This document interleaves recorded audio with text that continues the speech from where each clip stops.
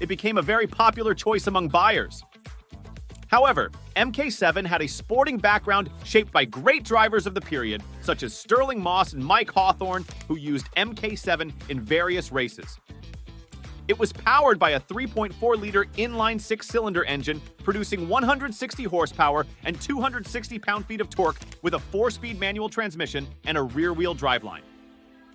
Rowan Atkinson owned and used his MK7 Jag to attend various race meetings, with his first podium being achieved during the Sopwith Cup at Goodwood in April this year. Although the car was comfortable and reliable, the Jaguar MK7 he owned had a road-ending incident in 2009, which may have been a little too hot-headed for a first date.